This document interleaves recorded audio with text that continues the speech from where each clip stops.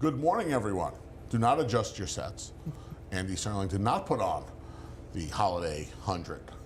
It's Anthony Stabile. Rob McLennan from the racing office. How's it going? What's happening, bud? Not much. Some TV history, though, A little right? bit, yeah. We did this 6 weeks ago with Andy one day, and I'm not back Andy, in the buddy. day. I know. I know. I've noticed Thankfully. that. Yeah. Up in Canada, right? Up in Canada, Assiniboia and Century Mile back in the Okay. day. So that's how you. So for everybody out there who has struggled with this on their Naira Bets account, Assiniboia is how you. This is from a native. Yeah, originally a tribe. Yeah. All right. So there you go. Last week of racing before a little bit of a break here on the Naira circuit. Looking forward to resting up our equine athletes. I'm sure looking forward to that as well. The racing office as well. You guys are off. This is the last draw day until the day after Christmas. Yeah, we entered today for Sunday, and then we're off till So, Yep. And then it's a double draw on the 26th, right? So you can keep an eye on your accounts where you get your entries and your PPs starting on Monday the 26th for our return to racing, which is Thursday, the 29th of December. As for today, before we get into the 8-race card, I want to remind you to head on over to Naira Bets. American Revolution says, I want you. He's not quite Uncle Sam, but American Revolution said, I want you. $200 deposit match sign-up bonus. Match 200's the promo code. Head on over to nairabets.com for more details, and you can opt into a great promotion like this one. If I told you how many nights I spent at the old Hilltop, which is Yonkers Raceway, right around this time of year when finals were getting wrapped up over at St. John's, and let's face it, the other 11 months of the year as well, we'd be here for a month. So just bet 100 on Yonkers tonight, get $10 back. That's Thursdays throughout this month. Opt in over at nairabets.com. It's a little bit of a quiet Thursday here at the Big A. That's it. That's all the promos we have for you this afternoon. Gives us some time to talk to Rob and get ready for the 8-race card. We'll kick it off in the opener. Maidens going a mile out of the chute.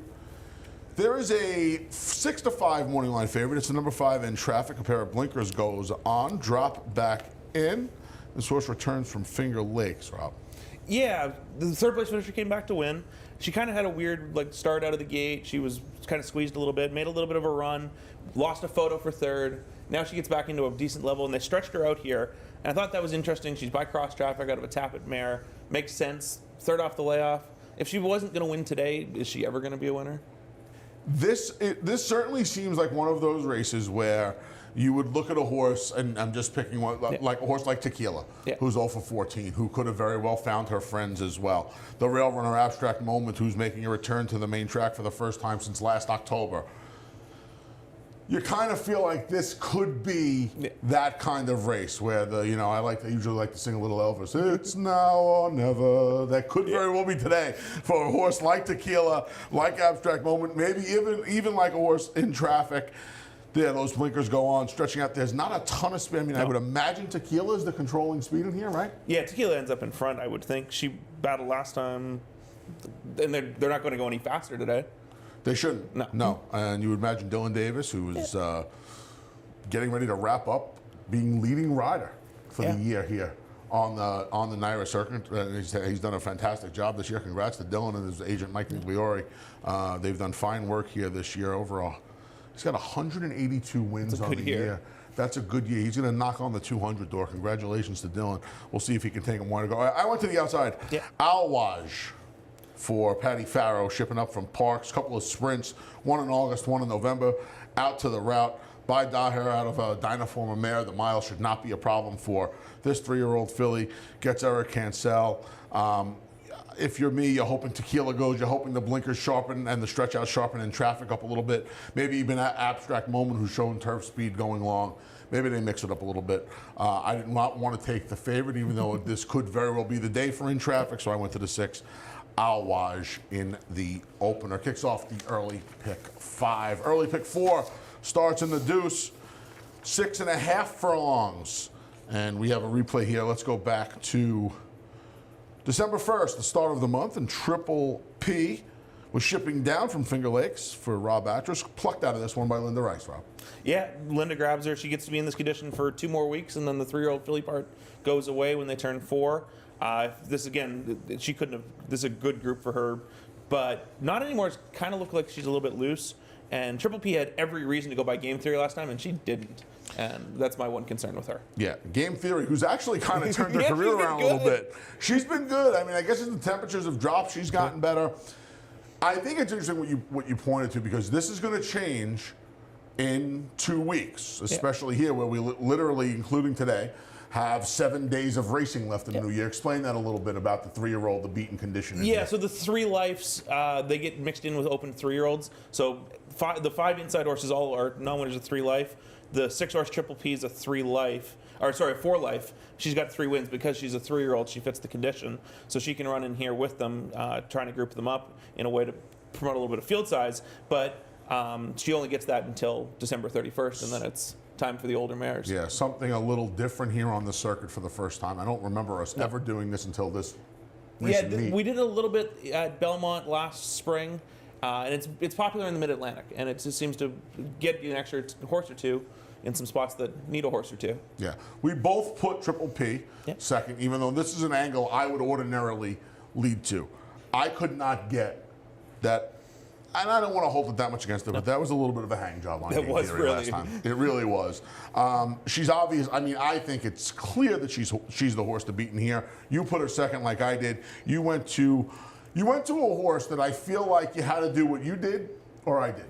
You had to pick her or pitch her. Yeah. I pitched her. You picked her the number 4, prepare for takeoff. Yeah, she runs third in the 25, a very similar condition at Laurel, but she's got numbers that win this race. The 64 buyer back the last time she went 7/8 at Laurel. Everywhere else, she's either been in the wrong distance or the wrong spot. She runs in the grass, she runs long, she runs against Thistlefield, who was in the 3X against It's Coldendare and them.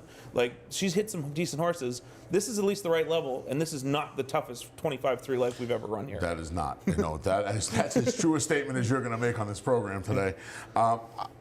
Like I said, I think you had to do what Rob did, and she's going to be a generous price. As you can see, David had, there was not a lot of parity on this morning line, from 2-1 to 6-1. Nobody higher than 6-1. I think that's the way the board will be. She'll probably vie for being the longest shot on the board with the number 1, Keen Dancer, who came running very late last time. Yeah. I went to not anymore. A layoff here. Now, this is a question I wanted to ask you. I didn't look it up because I figured we'd have some time with only an 8-race card. For sure. The horse ran for 14 last time. Not eligible to run for a waiver? He could have. He decided. He could have. That's what I thought. But he decided to run for the quarter. Yeah, 120 days. Anything more than that? Right. So. That went to 4 months this past meet with some of the HISA rules kicking in. So it's a 4-month waiver now. That bothered me because I thought that was a rule. I wanted to double check it with you. Yeah. And look, you're not betting this horse off this horse's last race. I'm obviously not picking this horse off her last race. You know, you're hoping that some of those Charlestown figures and the Laurel figures can come back a little bit. First time off the claim for Rob. Yeah. The fact that at the very least he's running her on the raise, I guess, is a good sign. I don't think it's a great sign that she's in for the tag, though. Off of that last race, I would imagine nobody's going to be lined up to take this Daughter of Golden Sense today. I tried her. Maddie Ulver looks for her second win. This horse is 2 for 2, going 6.5 furlongs. One of those races, keep in mind, both of those races actually were around 2 turns at Chucktown, the little bull ring down there. So, but I'm going to try not anymore. The favorite made some sense. Banker's Daughter was a little interesting. I know she hasn't had a ton of success on the circuit, but Ralph D'Alessandro, Ralphie D, got her last time off a 10-week break. She galloped up there as the 1-2 favorite. And I wonder if maybe she can get in form. She has some back figures, even though she didn't have a lot of success on the circuit. No. Some of her figures would crush these horses. Yeah, if you're in second beaten like a length by Summer Brew would be, and she was actually favored over Triple P back in August at Finger Lakes. She was 6-5. Triple P won the race, but Banker's Daughter had some form to at least be considered there. Comes in off a win. You could do worse than that at 5 or 6-1. I can guarantee you this: the winner is on the screen between our selections here in race number 2. We got them all covered. Race, it's one of those races, though. It really is one of those races, right? David's morning line reflects that as well, I think. All right, race number 3. Pick 6 time on the 8-race card. No middle pick 4 today. 8-race cards, no middle pick 4. That'll return tomorrow on the 9-race card and Saturday with a 10-race card. Don't forget, John Imbrial, the legend, joins me Saturday here on Talking Horses. It's Maggie Friday and Sunday. Third, 25-2 life, out of the chute, going to flat mile. Let's take a look at, I think Andy would be proud of me for showing this replay, because this is a replay that was a result of a giant inside bias Oh, this he'd be so afternoon happy with you. with Sir John getting the job done for Hall of Famer Bill Mott. You see him there along the inside. And Rob, this was the day where you could see these horses outside. They're just struggling to really make up any kind of ground, whereas Sir John, and this was his dirt debut, in fact, Yeah. is just relishing the going down inside. Yeah. And then Burt comes back and wins by 7 3 weeks later or whatever it was. But Sir John gets the best of it on a day that the rail has been very good coming back, it looks like. He was a little over his head last time. Neither of us have him, but I think he was an interesting horse to talk about in here because he was a little bit over his head last time. From Another Mother, Major Spin.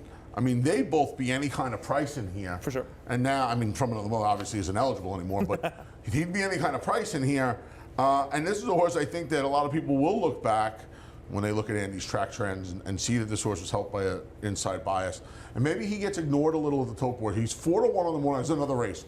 I would not want to make a morning line for this race. I couldn't tell you who the favorite would be in this race. If you let me bet $25,000 into the pool, I wouldn't tell you who the favorite's going to be in this heat. Where did we go? You and I flip-flopped here. You went to the 6th Ghostly Prince. Talk about him. I almost pulled the trigger on him, too. So you saw where this come from. He lost all chance last time. You can't hold that race against him. He's got races back in his form on the grass that are decent enough. He's bred to be a dirt horse. He's bred to be a dirt horse. He's half to a graded 6th place horse in the dirt. Like, and he ran okay if you give him the fact that he was 4 lengths behind 2 strides out of the gate, and he got close to Hang Tight, and then Hang Tight ran away from him on the rail. I don't know. I was taking a price shot here on a horse that's stretching out. I think he wants more ground. And I couldn't give me back my bullets coming out of the maiden 25. Yeah. It was just on principle. I get it. Believe me, I do.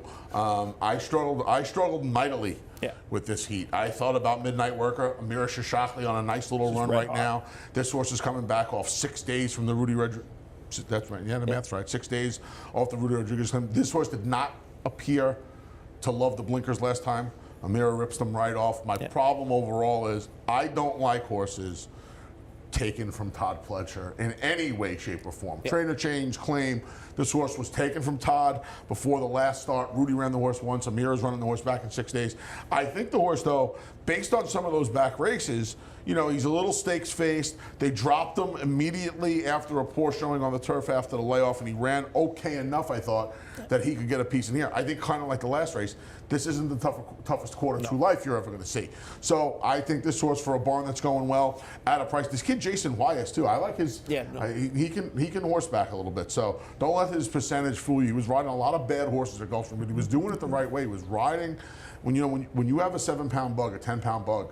When you start out, I think you have to get reps like anything else in life. So you're going to ride a lot of bad horses. I think it's better to ride 30, 20 to 1 shots to just get your reps, and then you start riding better horses and you start giving better performances. So I thought this was a little bit of a spread race. I won 1, 6, and 7. I put Give Me Back My Bullets on top. I think as much as Midnight Worker hated the blinkers, this horse kind of thrived in them last time. He was just on the lead. He beat a terrible, terrible field. But the truth of the matter is there's no other real confirmed speed in here. I don't think he has to be in front, but Kendrick will break, see how it unfolds, and I think just let this horse run a little bit. He'll be forward in a race where I'm not sure any of them really want to pass. So I tried him over Ghostly Prince and a little Midnight Worker for me in race number 3. Rob went with Ghostly Prince at a price. Longest shot on the board, morning line at 10-1. Maidens in race 4, going to go 6 furlongs. Late pick 5 time. Grand Slam as well. We don't give the Grand Slam any love. I'm not a Grand Slam guy, but I know a lot of people absolutely love the Grand Slam. If you're a diehard Grand Slam guy, you're really into it. Yeah, I like Pete Alonso Grand Slams, Francisco Lindor Grand Slams. Aaron Depending who's Judge. on the fan. No Aaron Judge for Grand Slams for me, buddy. Keep those to those Yankee fans. This is an interesting. I thought this was a real interesting, a couple of interesting maiden races back to back. We'll break after race 4, by the way, guys. Again, that late pick 5 kicks off here. Field of 9. A lot of firsters here, even though it is December 15th. You like to see that. You landed on the number 6, a horse with some experience, Royal Poppy. Talk about her. Adds the blinkers back on. Runs if she gets back to the October 14th race on the little 16th of a mile cutback. I think she's really live in here. Proven speed already, and I think the November 20th maiden race, Gimme Kisses and Anna's Gun, is going to come back and show that like those two are nice fillies. I know they didn't run a super huge number. I think that race is going to come back faster than the number it got. and I was taking the proven experience. I was taking the proven commodity. I didn't have a great feeling on any of the first drivers, so I just ended up with Royal Poppy, and she might be a little bit hidden off the 53 buyer. She ran well that day. The replay was unavailable. There was an incident in the race. Gotcha. So we could not show that replay. That's what I wanted to show.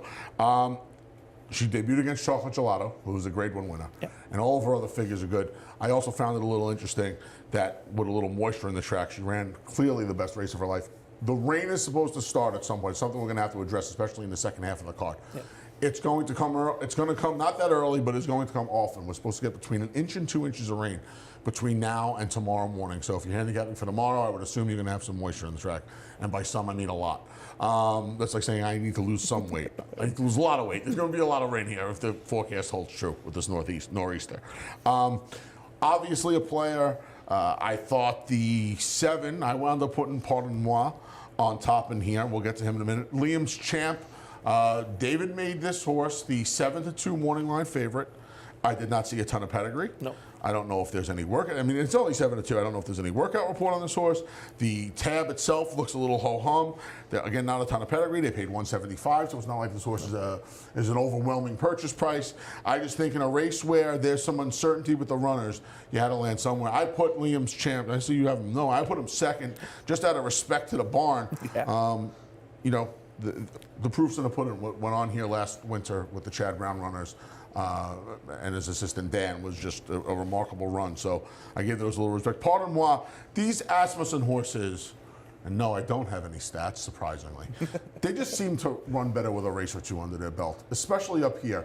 You know, I know Steve's numbers overall are good with firsters. I feel like Toby Sheets' his assistant, longtime assistant here in New York, kind of runs them into shape a little bit more, takes them a little more time. This horse popped out of the gate last time, ran for a half mile and stopped. I'm hoping that race will help him. Jose Lezcano sticks. He took a little bit of money that day. She took a little bit of money that day, excuse me. So I'll try her one more time, see how much speed she shows. Luckily, unless one of the first is to her outside Liam's Champ and then number 9, Promise Her America. And that was the other thing in here. There was not a lot of pedigree to go off of. 3 of the first-time starters are first foals. Yeah. Dams, one of the dams unraced. The other 2 did not do much running. No. Like the Albatrani horse has got the 47 work showing 3 back, but the mare is a German mare and she's half to a super marathon grade 3 turf winner. Right. And it's like marathon grade 3 turf winner going 6 furlongs in the middle of the winter at Aqueduct. Yeah. Yeah, it's kind of hard, and we'll see though. But with that gate work, Kendrick from the rail. Yeah. I mean, you have the horse third. Yeah. The 47 work woke me up. Albatrani won with a 2-year-old firster not that long ago. This horse looked like it was working in company with another Albatrani and was out working it. And I was just kind of going on that. I kind of thought the 5 was interesting. Worked in 10-2 at OBS April for Carlos Martin. I know tonalists aren't normally super ready to go first time either, though. And another one, unraced mare, first full, worked in 10-2, but sold for $100,000 in April. She had a 25-day gap from October 16th and November 10th on her work tab, but she did come back 2 works later with that bullet out of the gate. An interesting race number 4 kicks off the late pick 5. We'll take a break. We will come back with the late pick 4 here on Talking Horses. For almost 150 years, the Saratoga name has been synonymous with the finest quality, sustainably sourced spring water available anywhere. Saratoga carries on the rich tradition of its forefathers by crafting each stunning blue glass bottle with the same attention to detail and care that has been its hallmark for generations. Visit SaratogaSpringwater.com today or ask for us by name at your local market or restaurant. Saratoga Spring Water. Make every day exquisite.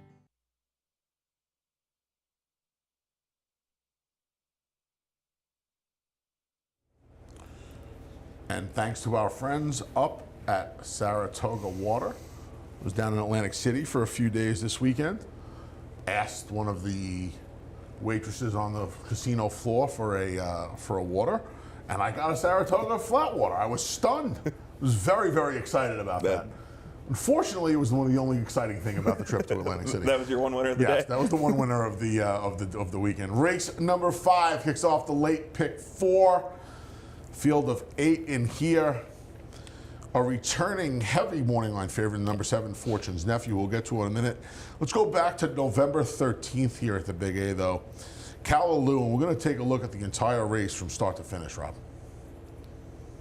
See her there, just getting off a little slowly and kind of just losing ground. She's climbing a little bit in here. And Dave Donk firster. Dave's barn not going well right now, but I thought this filly has been a little bit, she was a little, this colt, I keep flopping him today, was a little bit, you see him in there, backing up again, taking some dirt in the face. Yeah. And this horse drops all the way back to last, essentially. Yeah, this horse was well out of it here, and obviously it took a while to maybe figure out what this whole running thing was about. Now you've got me doing it. Now I got you doing it. Bad habit. He's going to turn for home, and he's all of a sudden going to come flying here in a minute down on the inside. And yeah, you're picking up pieces against horses that are stopping. But the first, Sinful Dancer, third place finisher, Eight and Sand, and fourth place finisher, Give Me Back My Bullets, have all came back to win. And this horse was scratched for 40 about 2 weeks ago, 12 days ago, I believe, and now enters back here in the special weight. Yeah, I think I think Andy and I watched this replay. You see this horse now, like Rob said, this horse for the last 3/16 of a mile makes up a bunch of ground, married to the inside under the apprentice Jose Gomez, comes running along late, almost gets fourth money here with the blanket finish up front. You know, this horse got the race under his belt now. He got a good education that afternoon as well. Jose did a good job, getting him a little dirt in the face, getting him to run down along the inside. I think he's a big player in here. You think he's a bigger player? Put him on top. Yeah, I just thought that Fortune Nephew was going to take so much money that I wanted the alternative. This horse, I know, maiden 25 to special weights, big jump up. But if this horse takes a step forward, we're talking 65, 68 buyers, not outside the realm of possibilities here. No. That puts him in play. Yeah, it's not. Fortune's Nephew returns from a melee off. I should have showed the replay, but there really wasn't much. He went to the lead and he got tired. He took a ton of money. Yeah. He was 7-5 that day, 8-5 rather. Sorry, math was off. Irad Ortiz Jr., Bruce Levine Firster. I mean, it was the trappings of the trappings of 8-5 was all there, and he ran a good enough race. Yeah. Question is, he doesn't debut until May of his 3-year-old year. And now where's he been for the last 6 months? Right? And I think those are two real questions that need to be answered. Yeah, no, he disappears, and Saffo's Mission had him the whole way down the lane. Like, it was never like Fortune's Nephew was going to hold him up. It was, no, Saffo's Mission's going to win. But now he comes back. He's going to control the pace, though, at least from outside here, unless one of the firsters has a whole bunch of speed or one of the turf horses decides that they're going to show speed on the dirt. But this was as good a debut, and if this horse comes back 5 weeks later, we're all over him at 2-5 or 3-5 or whatever he is. Today, maybe you pause a little bit. Yeah, a couple of firsts near the 2, Trevor Bardet. Yeah. Dan was 1 for 15. The win came on the grass. This is the first foal. He's by Majestic City. Gelded for his debut. And then the number 8. I got a little push on the number 8, Awesome Native here. Okay, yeah, and he's out of a winning turf mare. Practical Joke, obviously, doing okay. Lots of works coming in, lots of 5/8 works. This is the first full to race. Does get Franco to jump aboard, though. Yeah, it gets Manny Franco in here. I thought those were a lot of good signs. Yeah. And the fact that you get a little push, Calalu's going to take some money off the debut. I feel like Fortune's Nephew is going to take a bunch of money, so maybe you can get a little bit of a price on the number 8, Awesome Native. We'll see if the firster can upset race number 5. At least I'll see if the firster can upset race number 5. To the 6th, back to the chute. I love chute races. Growing up in New York, the big chute at Belmont. I was not around for the 1.25 chute at Belmont, but the 1.125 chute obviously, and the mile chute here at Aqueduct. I mean, this is home. So, love that chute here. Field of 5, take out the 3. Kenny had a notion. The 6, Caribbean. So it leaves us with just a field of 5. And I would imagine a heavy favorite in the number 7, 235, back on November 12th when he was last seen. No, I'm sorry. What did I do here? Yeah, November 12th. Last seen. I wrote 22 on my PPs. He's running in the 62.5, 2 other than optional claim, but getting beat by the shrieking Unbridled Bomber. Unbridled Bomber, who's been a different horse the second half of the year for Jimmy Ryerson. Really has. This race walked early, too, and he's trying to close into it. He is getting up for second here. But I liked him winning this battle for second. I don't know if the 1 3/16, they tried it 2 starts in a row. Yeah. One was off the turf. I don't know, and you say, he won at a 1 1/8.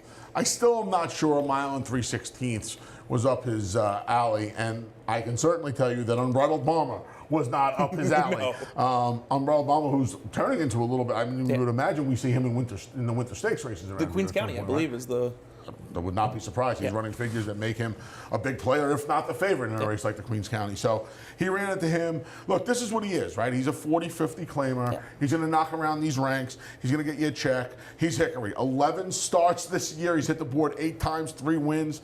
You know, if he runs 1, 2, 3 today, he's going to earn $200,000 for the year. Just a very useful horse who's been in, since the start of this year, this is the 5th barn he has been in. And I would imagine he will end the year in a 6th barn, because I would imagine there is you boys and girls in the seating overs, they'll be shaking for this guy today, I would imagine. And the scratches don't really mean that much in here. Just the pace, right? But the entire pace comes out of the race. Pace, And when I say that sounds ridiculous, but all of the horses that are left are kind of left in the same predicament. Yeah. They're all needed a little pace. I don't know. I mean, when after the scratches, I took a look. I guess Last Chance of Glory finds himself on the lead now. That's kind of what I assumed too. Stretching back out will help him. 6.5 against Amundsen's definitely not his game. Right. Chasing Amundsen around there. Yeah. Came back to win again and then run a good second the other day. Yeah, like that's not what this horse is all about. So I came to the same conclusion as you, but 235 is not going to let him get too far out of it. Like the race back May 7th at 235 runs where he sits 2 lengths off and runs him down, and like he's going to do that same thing. He's just going to track. Yeah. This race should line up with the 2 favorites. We'll see if Last Chance and Glory, who's 2 for 4 with a couple of seconds at this distance. He does like the mile, as does the favorite 235. We'll see if this becomes a little cat and mouse game. Anybody else we need to talk about? You have Famish splitting the 2 favorites. I thought Famish was a little weird. He comes out of a really I didn't know what to do with his Laurel race November 4th, and Horatio scratches him out of a 25 starter last Saturday to re-enter here, last Sunday, sorry. And this horse has got back numbers that work. I wasn't sure with him, but if he runs back to the race at Monmouth in the summer, that race really works here. The truth of the matter is, the last race is the only real. And look, you hate when, at least I do, hate when the question mark is the last race, right? I'm a recency guy for the most part. But if you were to do, if you were to draw that proverbial line through the last race, he fits in here and he might get a little lost in the shuffle. We'll see what Kendrick does. That's the other thing, too. This is a horse that used to have some tactical speed. He seemed to have lost it of late, but he used to have some tactical speed. If Kendrick wants to wake him back up, that's not outside the realm of possibilities. Now, we'll see if he gets the patented Kendrick warm-up, leaving the pony before the race, and we'll see if Famish is part of now a little bit of a nondescript pace in race number 6. Race 7. Bunch of scratches in here. 1, 2, 4, 12 come out. Leaves us with a field of 8 state-bred fillies. Going to go 7/8. And you and I, amazingly, have found the same 10-to-1 shot in this scramble. Originally, there's 3 horses. Well, now there's 2 left coming out of the November 18th race, where Carbon's going to finish 2nd. And you're going to see our top pick, Liberty Flame. Well, you're not going to see much of her because she's far back, but she finishes 4th in this race. I didn't highlight her because she's out of the screen most of the time. Guys, you can play that replay. This is of Carbon finishing 2nd to Rebo's Valentine. Sources, you'll see Liberty Flame, Rob. Trying to make up some ground. She's last in that pink hat on the far outside as Carbon is about to get run down. See Carbon not run down. I'm sorry, the gray on the outside, so not through wide. You'll see Rebo's Valentine make the lead. Carbon's coming at her. A little bit more ground in here for the 7/8. Kendra Carmouche 6 aboard. I imagine she'll be the favorite in here, Carbon. Yes. And she should be, right? She has her last 3 races, all with the addition of Lasix. So all races as a 3-year-old. She just run 3 times this year. They've been better than anything she did last year. She's on the right trend upward. And if you were to anoint a horse in any other than the horse to beat, it would be her. But we both took a little shot against her. Yeah, I thought this is the first time Liberty Flame's ever kind of passed horses. Maybe it's a little different style of her game. Gets to go 7/8 now, which I think is better. She's 1 for 1 on the dirt going 7/8. And I don't think she needs to be as far out of it as she obviously was last time. If she can sit just in behind, she's going to get first run on Carbon, was kind of what I was going for. Just follow Can't Hurry Love, which obviously isn't going to happen now.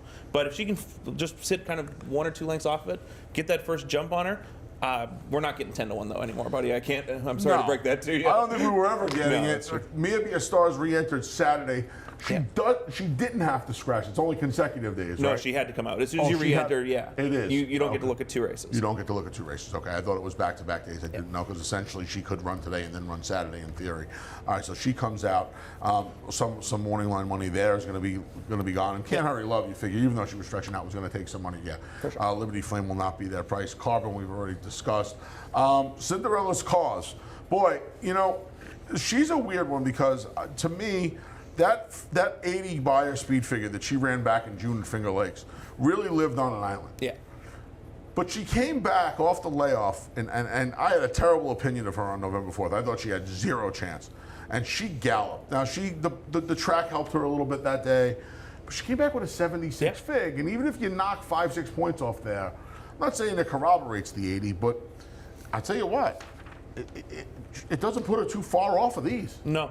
You know what's funny? That November 4th race, Alarm Clock came out of it. She came back and won and ran well the other day. She was in front of the 8th pole in the starter against Easy to Bless. And then Game Theory, who we were talking about earlier, looks like kind of a new horse. Maybe that November 4th race was just better than we thought. Right. I mean, how crazy would that? 14 beaten could be a bit of a key race here this winter. Everything, like you said, everything has really come back to run pretty well out of the race. And she figures to be forward in a race that lost its primary speed. She's, in all likelihood, she could be on the lead if she wants to be in here. Yeah, she's fast enough to make it for sure. I thought she was interesting. Can't Hurry Love, obviously, coming out helps her a ton. Yeah. And she beats a bad field last time at Finger Lakes, and in the slop, but she's got the slop win, so you can't say if it's raining that you're going to be super worried about that either. Yeah, she ran okay behind Witch Hunter and Captivating Cara too earlier this year on a wet track. We'll see again. Yeah, and that's a good point, Rob. Keep an eye on the weather today as we progress throughout the day. Finale. This is a fun race. This might be the best race. This is a might be fun the race. best race on the card. More maidens. They'll go a mile out of the chute. We're going to get to take a look at 3 of them from the Veterans Day race. Opportunity Set, who's the 1A, and then, well, here it is. We're going to see it from start to finish, too.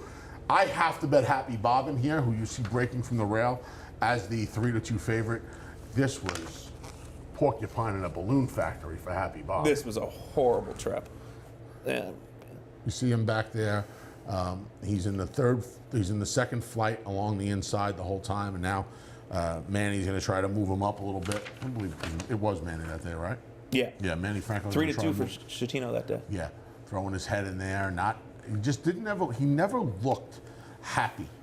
Now, Happy Bob was not happy. He was sad Bob, in fact, along the inside. And you see, every time Manny tried to get him outside of horses, blind switch is the wrong term, but it's the first term that kind of comes to mind. He just never has anywhere He to just go. lacked room. Yeah, he's just in the box. He's the man for you Alice in Chains fans, he's the man in the box right now. Nowhere for him to go. You see here, Manny's going to try to give him some left-handed encouragement. Even here, still being kept in by that outside horse, pinned down. The horse inside of him's going to come out a little bit. I mean, it's just, if it could have went bad, it did. And even now, still inside. Now Manny's finally able to get him to the outside. But with a 16th of a mile to go, less than a 16th of a mile to go, all the running is over. I mean, for this horse to get beat less than 2 lengths off of that trip, I got to bet him back, stretching out and getting. Most important here was the outside draw. Yes. At no point should he see the pylons or the rail in here for these little harness pylons. There's no chance he sees the rail in here. No. He's going to take a lot of that good South Ozone Park air on the outside. And I think that's going to be to his benefit this afternoon. You picked him second. I picked him second. Of the horses out of the sprint race, I thought he was the one you wanted. I was all in on him being of the 3 because there's some other speed. I had the opinion the sprint maiden special was better last time than the mile race. The race that Southern Flag won was not as strong as the Giants Fire Opportunity Set race. Okay. So that was kind of what I was going for with the Happy Bob over the Vodka Martinis of the world. Me too. Opportunity Set's interesting. He's obviously the favorite. You get tagged with the entry, who's kind of a complete unknown. He made 1 start and has been off for a year. He made up a bunch of ground that day on September 17th of last year when he raced for purse money only. I don't even remember the incident. It was a shoe thing. It was a shoe thing? Okay. Yeah, he gets the kitchen sink.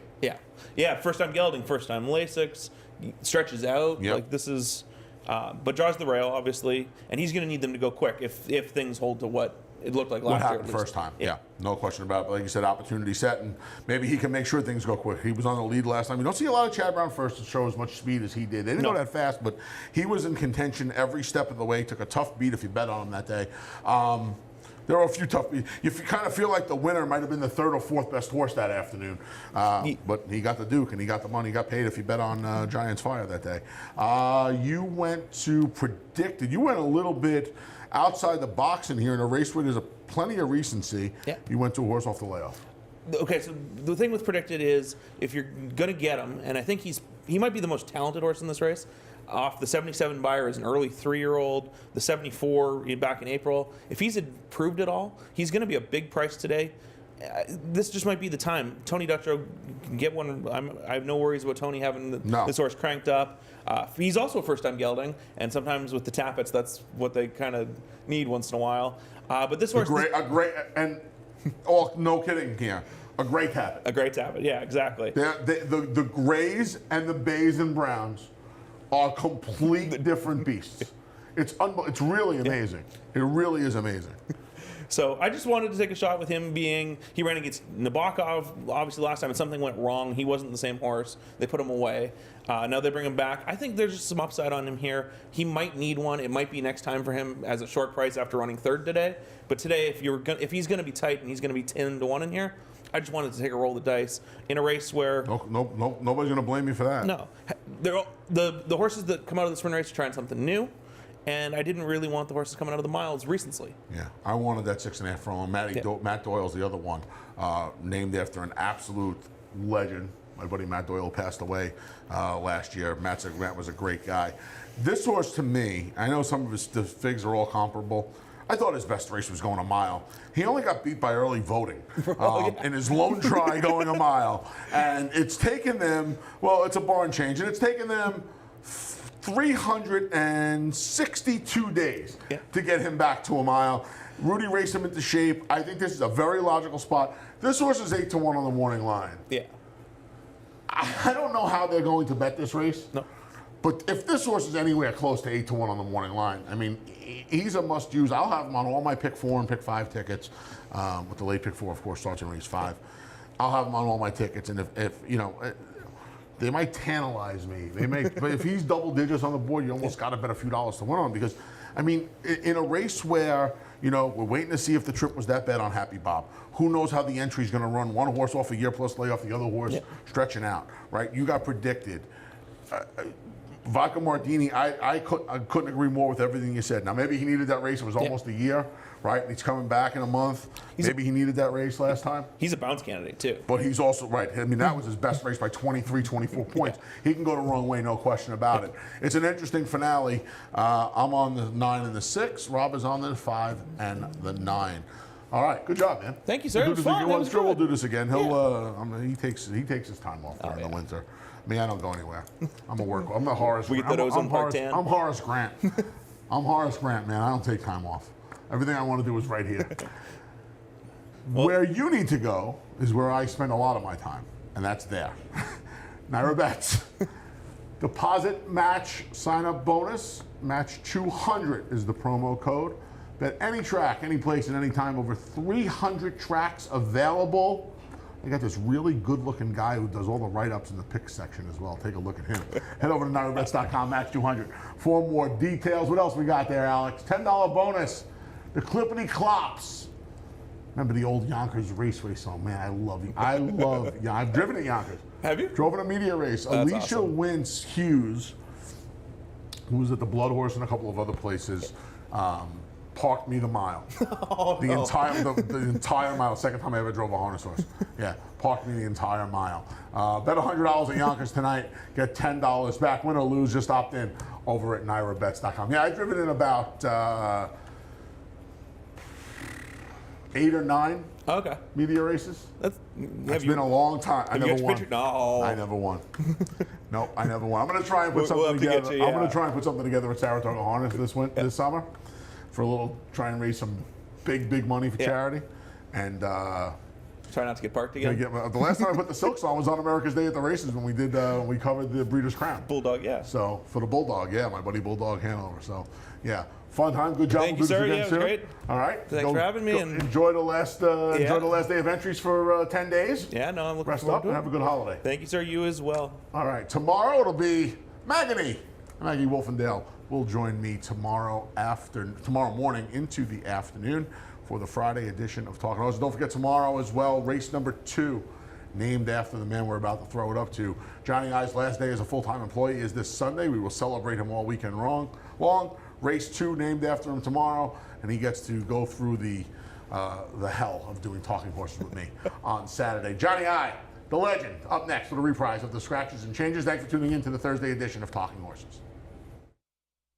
For almost 150 years, the Saratoga name has been synonymous with the finest quality, sustainably sourced spring water available anywhere. Saratoga carries on the rich tradition of its forefathers by crafting each stunning blue glass bottle with the same attention to detail and care that has been its hallmark for generations. Visit SaratogaSpringwater.com today or ask for us by name at your local market or restaurant. Saratoga Spring Water. Make every day exquisite.